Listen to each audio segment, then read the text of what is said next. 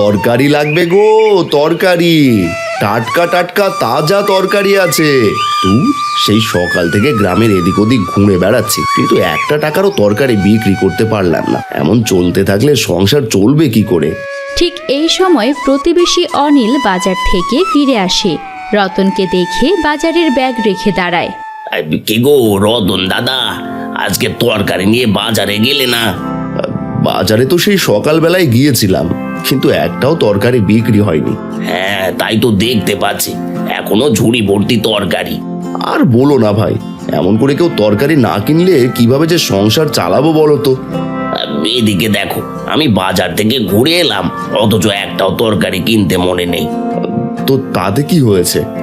আমার সাথে যখন দেখা হয়ে গিয়েছে তখন আমার থেকে তরকারি কিনে নাও। হ্যাঁ গো দাদা, এই জন্যই তো তোমাকে পথের মাঝে দাঁড় করালাম। আমাকে ভালো দেখে দুই একটা তরকারি দাও তো। তুমি বরং আমার থেকে কিছু মূলো আর পাতাকপি নিয়ে যাও। শীতের শুরুতে এই তরকারিগুলো খেতে অনেক ভালো লাগবে। ঠিক আছে, তুমি যখন এত করে বলছো তখন এই তরকারি নেব। রতন অনিলকে তরকারি দিয়ে দেয়, কিন্তু অনিল তরকারির দাম না মিটিয়েই হেঁটে চলে যায়। কি গো অনিল, তরকারির দাম তো দিলে না? আর বলো না দাদা, বাজারে গিয়েই তো সব টাকা শেষ হয়ে গেল। এখন তোমাকে কিভাবে দেব? দেখো ভাই, আমি দিন আনি দিন খাই, এভাবে টাকা না দিলে তো আমার সংসার চালাতে সমস্যা হবে।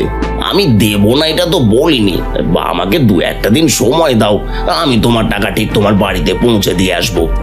এই বলে তরকারি নিয়ে অনিল হেঁটে চলে যায়। রতন কিছু বলতে না পেরে ওখানেই ঠায় দাঁড়িয়ে থাকে। ভেবেছিলাম অন্তত আজকে অনিলের কাছ থেকে কিছু টাকা পাবো, কিন্তু সেটাও আজকে আমার ভাগ্যে হলো না। হে সৃষ্টিকর্তা, এবার তো একটু আমার দিকে মুখ তুলে তাকাও। এদিকে অনিল বাজার নিয়ে বাড়িতে ফিরে এসেছে। তাকে বাড়িতে ঢুকতে দেখে ঘর থেকে বের হয়ে আসে তার স্ত্রী নীলিমা। কি গো, আজ একেবারে ব্যাগ ভর্তি করে বাজার নিয়ে এসেছো যে? এত টাকা কোথায় পেলে? তুমি যে কি বলো না, বাজার করতে আবার টাকা লাগে নাকি? আমি বলে এসেছি 2-3 দিন পর টাকা দেব, কিন্তু কবে যে দেব তা তো আমিই জানি না। এটা অবশ্য তুমি বেশ ভালো কাজই করেছো গো। লোকটা বেশ বোকা আছে, এই কারণে তার রোজগার হয় না। রতন দাদাকে ভুলভাল বুঝিয়ে তার কাছ থেকে বিনে পয়সায় তরকারি নিয়ে এসেছি। যাও যাও, এখন হাত মুখ ধুয়ে আসো তো, সন্ধ্যা হয়ে আসছে। এদিকে সারাদিনে একটা টাকাও রোজগার করতে না পেরে মনের দুঃখে সন্ধ্যাবেলা বাড়িতে ফিরে এসেছে রতন। কই গো, কোথায় গেলে? তাড়াতাড়ি আমার জন্য খাবার বের করো, বড্ড ক্ষুধা পেয়েছে।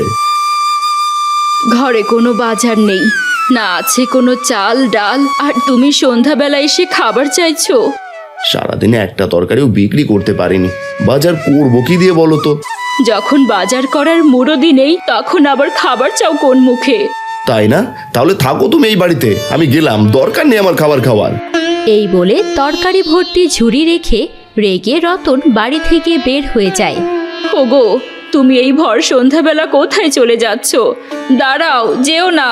কেন যে শুধু শুধু এমন কথা বলতে গেলাম, মানুষটা বাড়ি থেকে বের হয়ে গেল, এখন কি করি?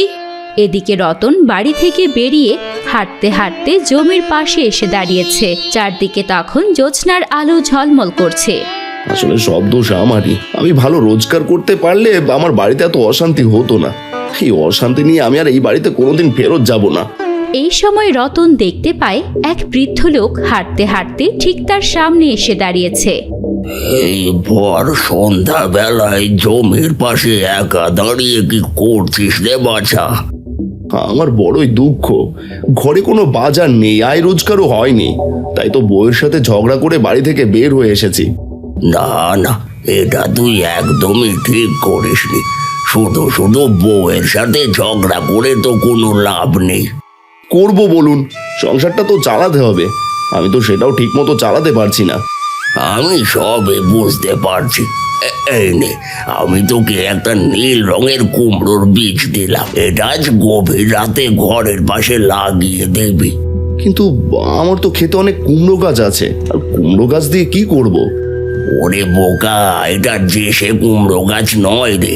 আমার কথা মতো এটাকে নিয়ে ঘরের পাশে লাগিয়ে দে, কালকে সকালেই দেখতে পাবি এর খেল। রতন আর কথা বাড়ালো না, বৃদ্ধ লোকটার কাছ থেকে নীল রঙের কুমড়োর বীজ নিয়ে বাড়িতে চলে যায়। বাড়িতে ফিরে অনিতাকে সব কথা বুঝিয়ে বলে। তার মানে ওই বৃদ্ধ লোকটার কথা অনুযায়ী এই কুমড়ো গাছটা থেকে আশ্চর্য কিছু ঘটবে গো। হ্যাঁ, লোকটা তো তাই বললো, কিন্তু আমার তো সেই কথা বিশ্বাস হচ্ছে না। একে তো নীল রঙের অদ্ভুত বীজ, তার উপর একটা কুমড়ো গাছ দিয়ে কি বা হতে পারে। সেসব কথা পরে ভাবা যাবে, আগে তো ওনার কথা মতো বীজটাকে ঘরের কোণে লাগিয়ে দিই।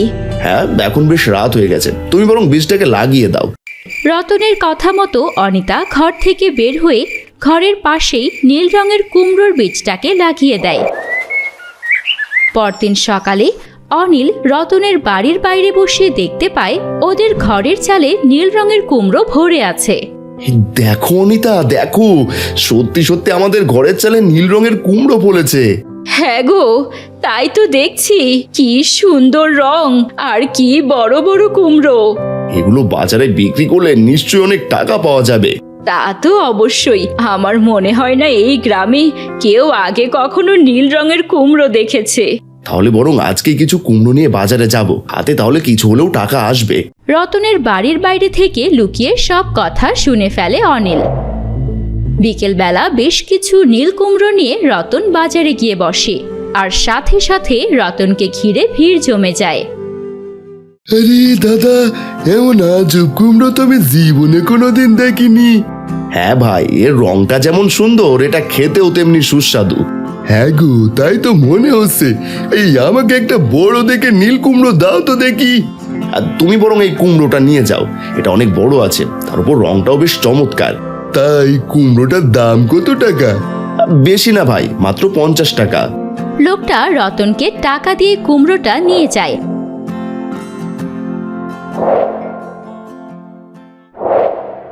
এদিকে রাতের বেলা অনিল আর নীলিমা বসে কথা বলছে। বুঝলে তো, আজকে বাজারে বসে দেখলাম রতন নীল কুমড়ো বিক্রি করে ভালোই আয় করছে। হ্যাঁ, তুমি তো শুধু দেখেই যাবে, কাজের কাজ তো কিছুই করতে পারো না। কি করব বলো, কোথা থেকে কিভাবে এমন একটা কাজ করে ফেললো কিছুই তো বুঝতে পারলাম না। হ্যাঁ, এখনো কারি কারি টাকা গুনবে আর আমরা শুধু বসে বসে দেখবো। আরে তুমি এত ভেঙে পড়ছো কেন? আমি ওর উপর নজর রাখছি, সুযোগ বুঝলেই আমার বুদ্ধির খেল দেখিয়ে দেবো। পরদিন সকালে রতনের বাড়িতে একটা লোক এসে উপস্থিত হয়।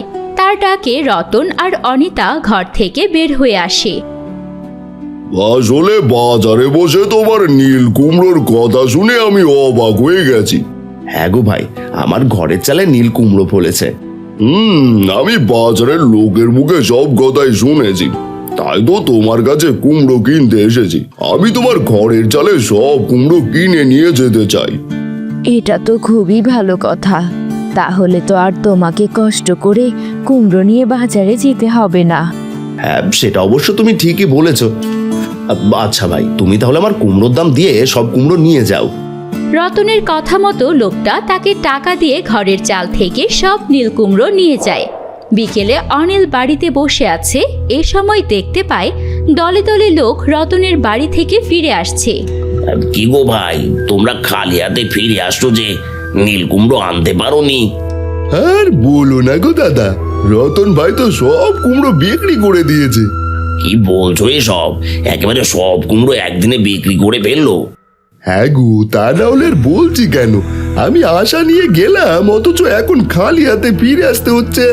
এই বলে লোকটা চলে যায়। ঠিক এই সময় অনিলের মাথায় একটা বুদ্ধি আসে।